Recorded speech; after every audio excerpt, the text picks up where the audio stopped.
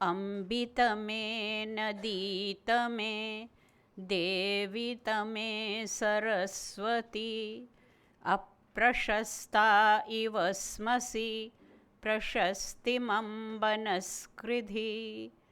ઓમ શાંતિ શાંતિ શાંતિ. નમઃ સર્વેભ્યઃ સર્વાભ્યશ્ચ. A very good day to all of you. At the outset, I am grateful to the organizers of this international conference for inviting me to be a part of this significant initiative on the concept of motherhood across the globe, which is the underlying foundation of Vasudhaiva Kutumbakam. The whole world cannot be a family unless all the mothers make it a family. So, mothers, as we know, are the same everywhere, be it India or Nepal or USA or Germany. Mothers are the same. So, I shall try to present a brief outline of the role of mother in ancient Indian thought, according to which mother is not just the bearer of her child or the carrier of fetus in her womb, but she is also the architect of her progeny. She can mold the persona and character of her offsprings as per her own background. This is due to the reason that in Indian thought there is an important aspect of samskaras or impressions in the formulation of a human being. It is not that only in Indian tradition we have this role of mothers. In every culture, mothers have been the architect of their progeny, but I can only present the Indian tradition because I am a part of it, I am born out of it, and I got an Indian mother and I am an Indian mother. So I would have loved to hear from the friends who have come across from other nations, but then what is there special in Indian tradition about the role of mother? That is what I am going to present. First, I would like to highlight that the significance of mother has always been held high in all the cultures. We all know some of the quotes, but I would like to quote them once again. The hand that rocks the cradle rules the world. Napoleon Bonaparte, we all know, he said the future destiny of a child is always the work of the mother. And he said, give me an educated mother, I shall promise you the birth of a civilized, educated nation. This is Napoleon, in whose dictionary the word impossible was not available. And we also hear such sayings as God could not be everywhere, so he created mothers. So mother is a divine figure. Abraham Lincoln, we know, the President of United States of America, and he said, I quote, all that I am or hope to be, I owe it to my angel mother. I am closest to my mother as she is my rock, my pillar of strength, and my world. With these types of quotations across the globe, I'll bring you to the Indian culture, the word which I have used, Mata Nirmata Bhavati. Because I am basically a Sanskritist, so please forgive me for the Sanskrit quotations and the Sanskrit terms, but I'll try to explain them. There we have many synonyms for mother. Mata is one of them. We just indiscriminately use the term Mata, but it is very, very loaded term. We have many other words like Amba, Ambalika, Janani, Prasu, etc. But why Mata? I'll quote a verse from Sanskrit which says that there are many roles that a lady as a mother has to perform. Kukshau sandharanat dhatri, jananat janani tatha, anganam vardhanat amba, veerasutvena veerasuhu, shishohu shushrushanat shaktihi, mata syat mananat cha sa. Derivatively, the term mata signifies the sense of reverence. Any lady who is a mother, she is revered, isn't it? Not only by her own children, but also by others. In Indian tradition, as soon as every girl, in fact, we worship Kanya as a matri, a potential mother. So we have many terms: Dhatri for bearing the child, Janani for giving birth to a child, Amba for nourishing his or her limbs, Veerasu for bearing a brave child, Shakti for taking care of her infants and making them capable and strong. But Mata is the highest of them all, the one who is being revered, who is always to be revered. She is the Mata. Mata syat mananacha sa. The root term in Mata is man. Man means mana. We use the term mana and sammana. It is the same verb which is used in Mata. And we have some statements from the Vedic scriptures, like the Shatapatha Brahmana says, Matriman, Pitriman, Acharyavan Purusho Veda. In class 6th textbook, this is quoted and taught to our children, that anybody who's a human being, everybody is born out of a mother, that is Janani only. But anybody who has a mother who's an educated, cultured and a religious person, Prashasta Dharmiki Mata Vidyate Yasya Sa Matriman. And Mata is the first. Matriman is the first adjective, then comes Pitriman. Pita comes after mother, and Acharya comes at the third stage. So Mata and Pita, the parents are the first teachers of a child. And out of those two, Mata and Pita, Mata is the highest and the greatest guru that one can have. We come to the Upanishads, and the Upanishad says, Matri Devo Bhava, Pitri Devo Bhava, Acharya Devo Bhava, Atithi Devo Bhava. These are the commands of the teacher to his disciple when he has finished his education, and the teacher tells his disciple that you should always hold your mother as a deity. Matri Devo, Pitri Devo, Acharya Devo, Atithi Deva. Atithi is also, the guests are also like deities. They have to be worshipped. That is Indian culture. But Vyasa, who wrote Mahabharata, he says that if you have 10 acharyas, Dashacharyan Upadhyaya, if you have Dasha acharyas, 10 acharyas, then one Upadhyaya is equal to the 10 acharyas. Upadhyayan Pita Dasha. If you have 10 Upadhyayas, then only one father is equal to 10 Upadhyayas. Pitrin Dashatu Mataika. But if you have 10 fathers, then one mother is equal to 10 fathers. And then concludes, Sarvam va prithivim api. It is only metaphorically being said and highlighted that mother is equal to 10 fathers, and then he says the whole of earth cannot equal a mother. The mother is greater than the whole of world.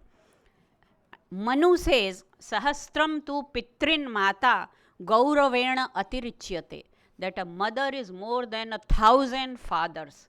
Because what a mother can do, mother can create, mold the persona of a child, but father cannot do. Father can impart qualities, the father can motivate his child, but he cannot inculcate the values and the samskaras that are there in the child, and that privilege has only been given to mothers. Janani janma bhumischa swargadapi gariyasi, that even just by the dint of giving birth to a child, a mother needs to be revered. A Janani itself is to be extolled, but when she becomes Mata, when she becomes such a high esteemed person that she has molded the character of her child, then nobody can equal a mother. Now I bring you a list of mothers in Indian tradition whom we all know. The Indians know, but I want to highlight these names of the mothers and their sons or daughters for my foreign friends. There may be mothers and sons like that in every tradition, but these names are very, very familiar, very popular in India, only up to the generation that I belong to. But nowadays, even our children don't know these names because they are not being taught the culture and the tradition that encompasses these names. We all Indians must know, if we don't know, the story of Queen Madalasa. Have you heard of, many of us Indian friends? Madalasa. The story of Madalasa occurs in Markandeya Purana. And the story is that she was the wife of a king called Ritudhwaja. And whenever she was a very, very, what you should say, that she was of Vairagya Vritti. She felt like the world is an illusion. She wanted to renounce it. She was a very learned person, so to say.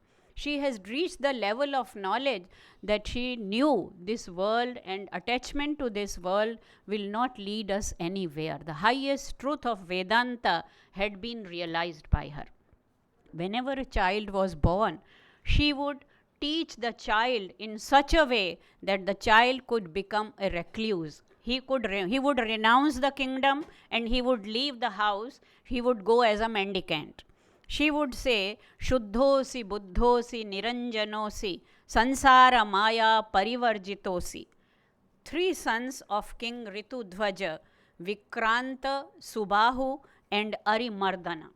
3 sons became the mendicants. King asked his wife, "What are you doing? I am holding a kingdom and I need a son to look after this kingdom.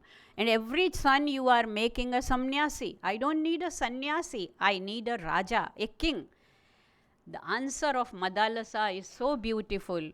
She says, when I can make a mendicant of the son of a king, he is born in a royal family, and in all the comforts of a royal household, I can make him a recluse, then it is not difficult for me to make him a king. Now I'll get you a king. And the 4th son, that was Alarka, his name. Even the names are very significant, but I don't have the time to explain the name. She named him Alarka and made him a king, a person qualified to look after the kingdom. So this is one name, Madalasa and Alarka. It's all available on internet now. But the way we were taught these stories, those ways, those grannies are nowhere in the families now. So we as mothers, now many of us are grannies also. So we have to take care that this tradition is transmitted to our younger generation with the relation that the mother and the child enjoyed. We have the story of Queen Suniti and her son Dhruva. Most of us might, how many have heard of this story, Dhruva? Our grandmother told us this story, but have we told this story to our grandchildren? That is the question. So Suniti taught her son Dhruva that this chair, this lap for your father, this is not very important. Whatever is important, he is only a worldly father to you. The father of Dhruva, King Uttanapada, he did not like or he did not pay attention to his son Dhruv as much as he would to the son of the other wife he had, Suruchi. But the mother, Suniti, did not let her son get depressed. She taught him the lesson that this is only a worldly father. There is a greater father, the father of the whole world, that is Paramapita, Paramatma. You should try to reach his lap. And this motivated Dhruv to hold and practice penances up to such an extent. For 12 years he held the penances, and then Lord had to come and tell him that, tell me, what do you want? And he wanted that divine power. So these are the children who were motivated by their mothers. We have the story of Kaushalya and Rama. Who can be a better ideal of a person on this earth and in this world than Rama? Who made Rama Maryada Purushottama? Who made Rama the Maryada Purushottama? It was Kaushalya. The mothers are different. Lakshman also has some divine qualities, but Rama is the Purna Purusha Maryada Purushottama. All the values that Valmiki enunciates in the very first sarga of the Balakanda, Konvasmin Sampratam Loke, Gunavan Kashcha Viryavan, all these qualities that have been enunciated, they are transmitted to the personality of Rama by his mother Kaushalya. You read through Ramayana, and every page, every verse will tell you, wherever there is a dialogue between Kaushalya and Rama, how she teaches her son to sacrifice, to stand for truth, to behave equally towards everybody in the society. Then we have the story of Sujata and Ashtavakra. How many of you have heard the story of Ashtavakra? Ashtavakra, she was pregnant, Sujata, when the father Rishi Kahoda, he cursed his child even in the womb, that you will be like this, you will have 8 limbs, they will not be straight because you have found faults with me. So Ashtavakra, 8 limbs were not straight, they were deformed. So this story of Sujata and Ashtavakra, and of late we have this Adi Shankaracharya and his mother Aryamba, who put a ban. She didn't want that she had the only son, Shankara, and that too she could get after a long list of prayers and penances. And that son at the young age of 12 wants to leave the world. Which mother would like that? She said, I don't allow you to do that. Who will just perform the last rites for me when I am dead? And Shankara, how he went for becoming a recluse, we all know that the crocodile caught his leg, and Shankara started crying, saying that my mother, this crocodile is not leaving me, because he says, unless you become a sannyasi, I will not leave you. And poor mother, because she wants the welfare of her child first, then to be closer to her, she says, okay, I permit you become a recluse. And that's how Shankara becomes a sannyasin. But even after taking sannyasa, he had promised his mother, I will come and perform the last rites. Then we have Sita and Lavakusha. We are told that Sita was forsaken by Rama, Sita Parityaga. But the greater intention behind Sita Parityaga was not that the wife was forsaken by a husband. Actually, there was a greater reason, hidden reason, and that was that the children should be brought under the supervision of sage Valmiki. Just like Rama was sent to sage Vishwamitra in his young age, similarly the young kids should be brought up under the patronage of sage Valmiki. We have many more mothers like Kunti and Pandava. Kunti had 5 sons and Gandhari had 100. But we know who are the virtuous ones and who are not. Because Gandhari was also a very noble lady. She could have transformed her children, but she put a bandage over her eyes. Her husband was he was visually handicapped by birth, and Gandhari also put a bandage. So she couldn't see. That is also symbolic. She couldn't see, so she couldn't guide her children to the... Who was the guide for Kauravas? The guide was Mama Shakuni. So children are molded like the clay. In Sanskrit we have a statement, Yannave bhajane lagnah sanskaro nanyatha bhavet. Just as the clay, when it is soft, we can mold it the way we like. These days we give this plasticide to children for playing. That is also a type of clay, to tell them and teach them how you can form different shapes. But that can only be done when the clay is wet, the clay is fresh. Once the clay has dried up, you cannot do anything. If we want to change our samskaras, our habits at this advanced age, we are not able to. It's very difficult. So the mothers have this ability to mold their children according to the values and impressions that they have, and they can imbibe it in their offspring. We have the story of Vidula and Sanjaya in Mahabharata.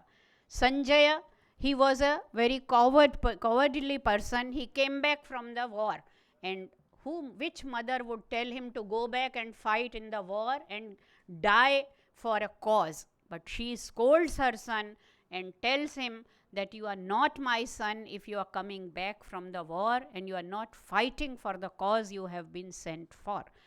Kunti tells her sons, Yadartham kshatriya sute kaloyam tasya agatah. This is the time for you to fight for dharma.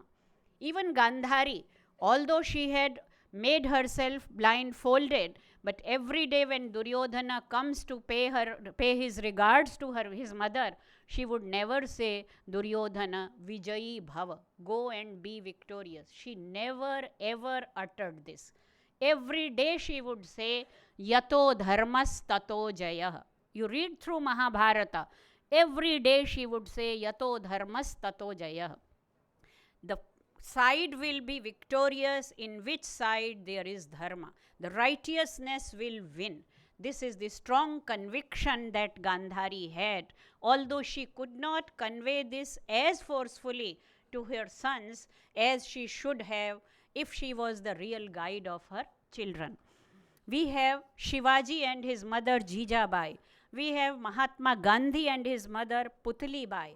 We have the Lady Bhagavati Devi, who was the mother of Ishwar Chandra Vidyasagar from Bengal.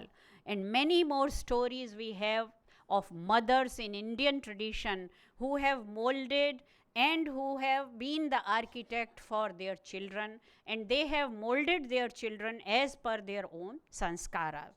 But now I come to the second part. This was the ancient Indian tradition. What was the reason that in India or elsewhere the mother can be an architect? She has to become an archetype. She has to prepare herself and show as an ideal, as an epitome of the values she wants to transmit to her progeny. There are one of the methods that I said in Indian tradition, even before the child is born, we have these samskaras. Every human being was prescribed to undergo 16 samskaras. Out of these 16 samskaras, 3 were performed even before the child was born. What are these? Garbhadhana, Punsavana and Simantonayan. Even before the birth of the child, mother was taught and transmitted these values. She was given these impressions and samskaras so that these can be transmitted to the fetus. We know the story of Subhadra and Abhimanyu. Abhimanyu was not born, but he could learn entering into the Chakravyuha. How? Because Arjuna was telling his wife the story of Chakravyuha. So Abhimanyu could only know how to enter into it. He didn't, because then Subhadra fell asleep and Arjuna could not complete his narration. So Abhimanyu did not know how to move out of it. That's how he was unfortunately killed by the Kauravas. So Garbhadhana, Pumsavan and Simantonayan. These 3 samskaras are performed even before the child is born. Then 9 sanskaras are performed from the birth of the child up to the time of his marriage. And the time of marriage is around say 28, 29 or maybe 20, after 25. Up to the marriage samskara, we had 9 more samskaras. Because the formulation, the molding, the transformation can happen only when the slate is clean. Once the slate is written, we can rub it, but it will not be as clear an impression as it is on a fresh and clean slate. So 12 sanskaras before a person is grown up and matured, that he cannot be transformed after a certain extent.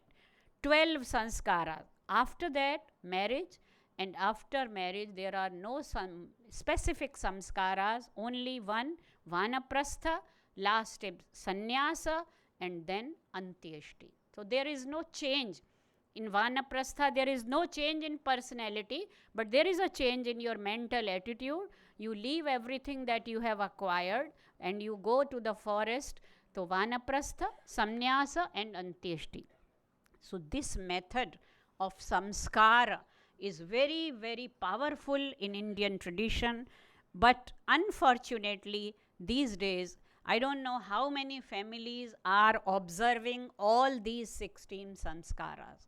Are we performing all the 16?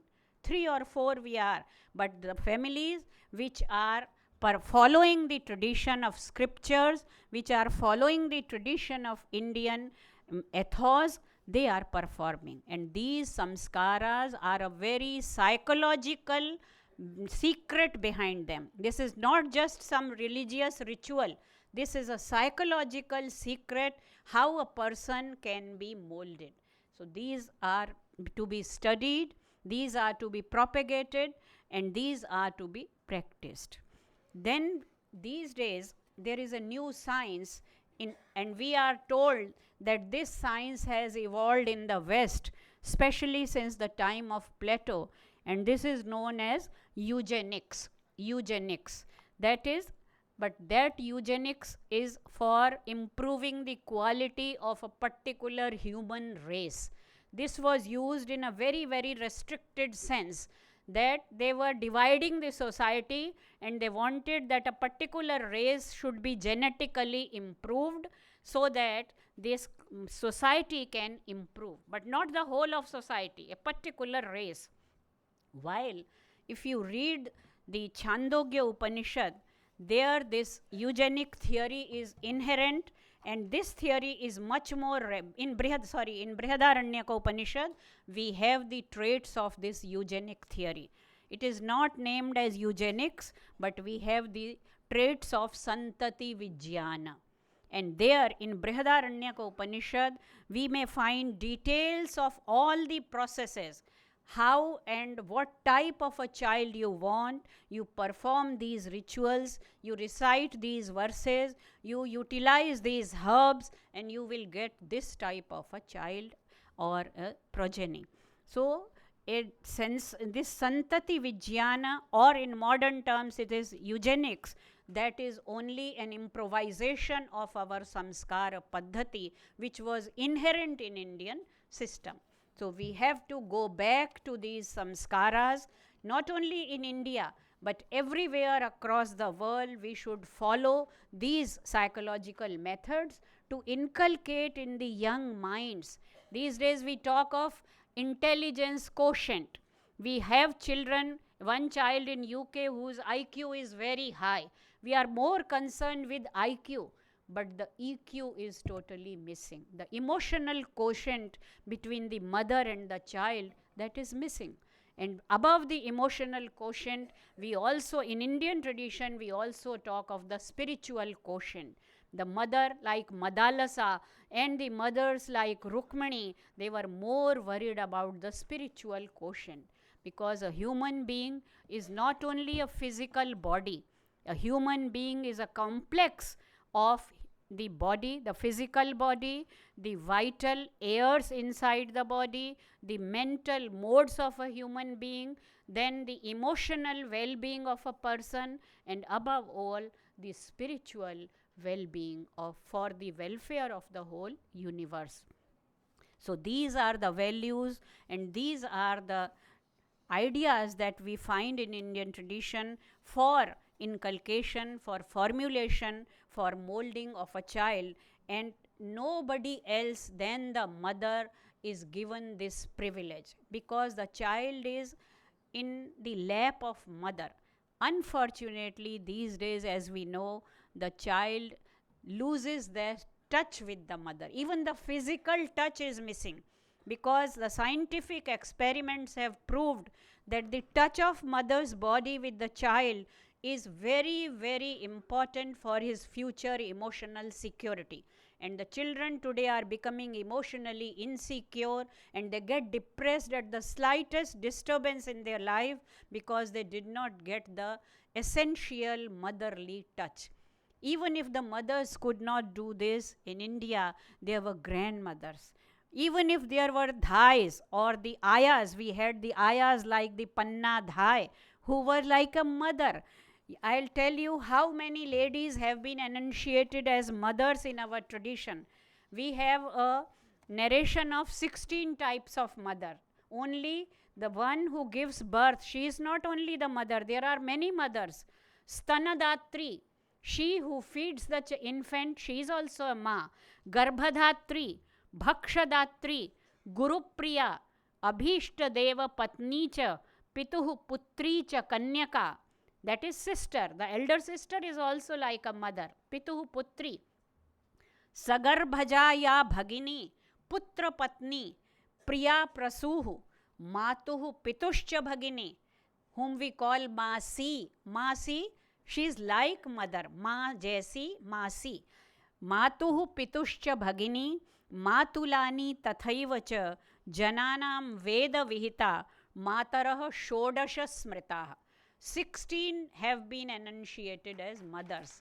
So it is not only for the child, but see the ethics behind this, that all these, the wife of your son is also like your mother. A man should look up to his own daughter-in-law as a mother, because she is a mother. As soon as she is married and she has given birth to a child, or she will be giving birth to a child, she is a mother. We have a story of Swami Dayananda Saraswati. He didn't believe in idol worship. And once he was passing through a temple on the road, the doors of the temple were open. And there a girl of 6 years was playing. And he just bowed down to her. And people ridiculed him, and they sarcastically, someone said that you don't believe in idol worship, but your head is already bowing down to the temple. He said, I am not bowing down to the idol or to the temple. I am bowing down to the mother in front of me. In Bengal, we have the tradition that every young girl is addressed as Ma. Ma. So every girl is a prospective mother. When we look after a girl child, we are not looking after a person. We are looking after a whole generation. It is not wrongly said that educate a boy and you educate an individual, but educate a girl and you educate a whole family. Not only if the girl becomes a teacher, she educates the whole generation, isn't it?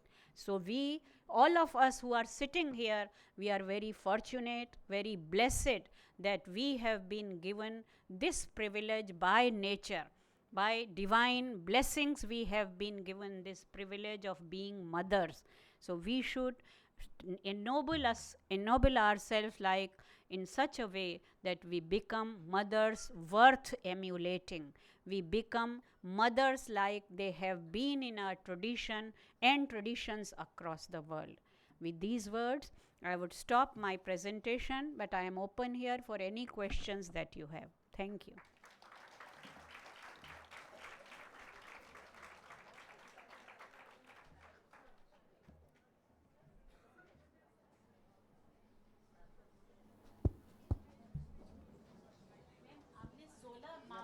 जी जी मैंने जी 16 माह में स्तनदात्री, गर्भदात्री, भक्षदात्री, पितुपुत्री, बड़ी बहन, प्रियासु, हाँ, सगर्भजा या भगिनी, बहन, अच्छा जी, पुत्र पत्नी, मासी, बुआ, बहू और गुरु माँ, और 2-3 रह गए। स्तनदात्री, गर्भधात्री जी, भक्षदात्री जो खाना देती है वो भी माँ है जी, गुरु प्रिया जो गुरु की पत्नी है वो तो माँ है ही जी, अभीष्ट देव पत्नी च, the wife of your adorable Lord, अभीष्ट देव पत्नी च, पितुः पुत्री च कन्यका. There is a different relation that she is the daughter of a father, maybe he is the stepfather. But then comes Sagarbhaja Bhagini. Sagarbhaja ya Bhagini, Putra Patni, that is daughter-in-law. Priya Prasuhu. Any lady who gives birth to your child, she may not be your wife. Matur Mata, that is grandmother, maternal grandmother. Pitur Mata, paternal grandmother. Sodarasya Priya, the beloved of your brother. Matuh Pitushcha Bhagini, sister of your mother, sister of your father. Matulani, mami. Jananam Veda Vihita, Mataraha Shodasha Smrita. I would like to inform my foreign friends that we have so many relations in India, and every relation has a name. In English language, we only have aunt, isn't it? Auntie. And for mother also we have so many names, but these days we also have followed the tradition of calling our mothers as mummy. How many of us In our generation, we used to address our mothers as Mataji. But these days, this has become a derogatory term, Mataji. And mummy has become more respectable. So it is for us to think that, and all these 16 relations, these relations have a different term. So these relations were valued in our culture. That is what these linguistic terms denote, isn't it? Any more questions? It's not a question. I Yeah. thank you for your scholarly presentation. Thank It's absolutely wonderful. And another thing, I really feel it also when I go for lectures, practically our young mothers of this generation. There's a missing gap. You talked about the grandmas also, okay? That is because what- now the present children, they don't know anything, the 16 sanskaras. Yeah. I was surprised that there was a quiz contest for the young mothers in Guwahati just 3 months back with the people organized. Yeah. Nobody could Now say. we have nobody could prenatal say. counseling. That is. We have yeah. prenatal counseling Uh-huh. rather than these samskaras. That is really great. Great of India that we had all this. I am Ah, standing and- here, all the values that I have inculcated are from my and- grandmother. Exactly. And this is what we need to revive Yeah, now. We have yeah. to need to revive. Thank you so much for your ear. I would have loved to speak in Hindi talking about mother. In your mother language is more, but because I have here my foreign friends, so I was asked that you should speak in English. Ma'am नमस्ते, मैं सुजाता नायक from Orissa Bhubaneswar से बात कर रही हूँ। Ma'am मुझे ये पूछना था कि रोल ऑफ मदर में सबसे पहले अभी की इसी टुडेज़ कॉन्टेक्स्ट में हम बात करना चाहते हैं कि एजुकेशन सिस्टम में तो ये जो भी चीज़ें बदलाव लानी है तो मुझे लगता है कि यही है हाई टाइम है। तो हम लोग एजुकेशन के सिस्टम को बदलने में भी मदर की रोल होना चाहिए। और मुझे ये लगता है कि एजुकेशन अगर नहीं बदला जाए और इसी तरह से अगर ये आगे भी कंटिन्यू रहेगा, मुझे नहीं लग रहा है कि इसमें कोई भी वैल्यू सिस्टम आएगी हमारे बच्चों में। तो मुझे लगता है कि एजुकेशन सिस्टम में थोड़ा सा मिलिट्री, जैसे कि सैनिक स्कूल का कंसेप्ट है फॉर बॉयज़ ओनली, तो बहुत कम राज्यों में ये चीज़ें है कि सैनिक स्कूल फॉर गर्ल्स। तो ये चीज़ें हमें जो हमारी मदर्स एंड व्हील्स की हम बात करेंगे तो foundation for holistic development in academic field को मैं अनुरोध करना चाहती हूँ कि हर राज्य में कम से कम एक मिलिट्री एजुकेशन सैनिक स्कूल के थ्रू होना चाहिए। तो इसके थ्रू भी हमारे जो लक्ष्य है, जो वैल्यू सिस्टम को इनकलकेट करने के लिए बच्चों में, तो इसमें मदर्स को बहुत सहायता मिलेगी, क्योंकि कहीं ना कहीं एजुकेशन सिस्टम में कमी है। तो इसीलिए वैल्यू सिस्टम आने में लेट हो रही है और बहुत कष्ट हो रही है।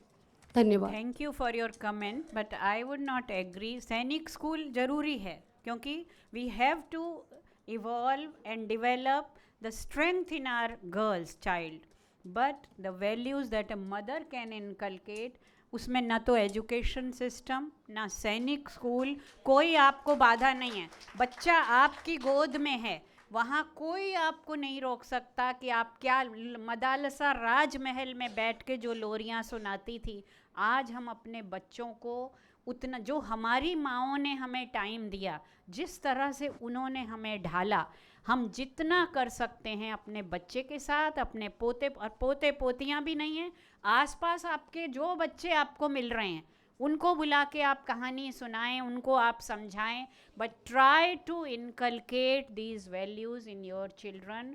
In your children means the children around you, whom you can address, whom you can talk with. तो ये जो सैनिक स्कूल वाली आपकी बात है, मैं उससे एग्री करती हूँ, लेकिन that is a separate issue. हम अपनी बच्चियों को केवल सैनिक नहीं बनाना चाहते, यहाँ हम रोल ऑफ मदर की बात कर रहे हैं। Mother has to be brave, no doubt, but then we are missing, what we are missing, militancy वैसे ही बहुत बढ़ रही है आज के वातावरण में। तो मिलिटेंसी के साथ साथ sensitivity, we have to increase sensitivity, sensibility which is being lost in today's human beings. वो मशीनों के साथ रह रहकर आप व्हाट्सएप में देखते हैं कि बच्चे को बोतल पकड़ा के और माँ क्या कर रही है, व्हाट्सएप कर रही है। तो बच्चे मशीन बनते जा रहे हैं। बच्चों में हमें वो सेंसिटिविटी डेवलप करनी है, वो संवेदनशीलता डेवलप करनी है कि वो दूसरे इंसान के साथ उसके सुख को, उसके दुख को समझ सके। वो लूज़ कर रहे हैं हम। नमस्कार मैम, मैं एक प्रश्न पूछना चाह रही थी। इधर इधर बाय। अच्छा, ठीक। जी, चेतना उपाध्याय हूँ अजमेर से। जैसा कि आपने बताया कि जो 12 संस्कार हैं वो वयस्क होने से पहले दे दिए जाने चाहिए, पर जो कि अभी समस्या उठी कि जो शिक्षण व्यवस्था है वो कुछ इस तरह की रही कि बच्चों तक वो संस्कार जो माएँ पहुँचाना चाह रही थी पहुँच नहीं पाए। तो वो पीढ़ी जो अभी 25-30 साल वाली उम्र में आ चुकी है, जिन्हें संस्कार न तो विद्यालय में मिल पाए न घर में मिल पाए, तब आज की स्थिति में क्या किया जा सकता है कि जो तीसरी पीढ़ी शुरू हो जाए उससे पहले कुछ दिन मिल जाए तो हम आने वाली पीढ़ी के सुधार की कुछ गुंजाइश महसूस हो? कृपया आप सुझाइए। देखिए, जितना बैठिए, thank you for your question. जितना इंडियन डायस्पोरा है दुनिया में फैला हुआ, they are all coming back to their roots. अब वो आते हैं और हमसे पूछते हैं कौन सा लिटरेचर हम अपने बच्चों के लिए ले जा सकते हैं। उनमें वो ललक कहाँ से आई इंडियन वैल्यूज़ की? उनकी माँओं ने डाली, क्योंकि जब वो गए थे तब उन्होंने ये सब पढ़ा, जाना, सीखा था, लेकिन अब वहाँ पर कुछ नहीं है और अब यहाँ भी कुछ नहीं है। तो हमें as mothers, as women, as equal members or even more powerful members of society, because today's women are more empowered than our mothers or grandmothers were, but we are not fulfilling our duties, unfortunately. We have to take the responsibility rather than saying कि ये नहीं हो रहा, वो नहीं होगा, और अगर हम ये बोलते रहेंगे तो एक और पीढ़ी चली जाएगी। We don't have to lose, we don't have time to lose. We should start today from this moment, and we should start transmitting whatever we have learned good and positive in our next generations. अपने students में, जैसे जब तक मैंने पढ़ाया, I taught for 45 years and I am proud कि जितने मेरे स्टूडेंट्स हैं, अगर आप कभी भी किसी एक से भी मिलेंगे, वो हर स्टूडेंट में कुछ ना कुछ ऐसी वैल्यूज़, और वो कहने से नहीं आती हैं। हमारे यहाँ जो आचार्य होता है, माँ को भी आचार्य कहा है। आचार्य वो है who teaches more through his or her conduct than his or her lectures. Today we believe in lecturing and in giving discourses. They are effective, but only for a limited time. Your conduct is more lasting, and that will go with your kids and with your students. That's it. Good afternoon, madam. I have one query. Madam, I have one query. Can I continue? Yeah. क्या बोलते हैं वो? Yeah. Yeah.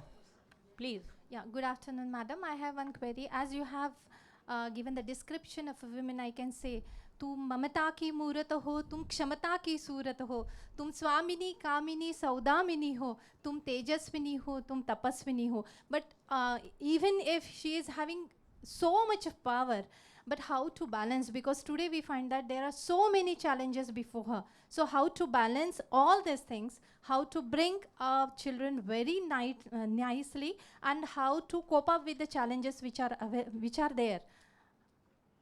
There cannot be a uniform and unilateral answer to this question. Yeah. We have challenges before us, and more challenges than our ancient ladies had. But then we are also given more powers, more freedom, I think, than they had. So each one of us has to meet her own challenges, and we are endowed divinely, naturally, instinctively, we are endowed with such capabilities that we have to find our way. But the best thing is that we have to prioritize. कि अगर आपने शादी की है, अगर आपने परिवार बनाया है, अगर आपने बच्चे पैदा किए हैं, तो आपकी पहली ड्यूटी अपने बच्चों के लिए, priority number 1 is your children. And till that time that your children attain a certain mature age, you should forget about everything like our mothers did. Yeah. My mother didn't have any ambition of her own. She only had an ambition that my children should study well. But these days we have our own personal ambitions. Yes. So we have, for कहते हैं ना, कुछ पाने के लिए कुछ खोना पड़ता है. तो थोड़ा समय हमें बीच में बैलेंस का, हमारे इंडिया में अभी वो कॉन्सेप्ट नहीं है that lady should be given some facilities for child rearing. Some years on leave they should be given a leave that they can bring up their children up to a mature age, say up to 10 years, and then they can join back.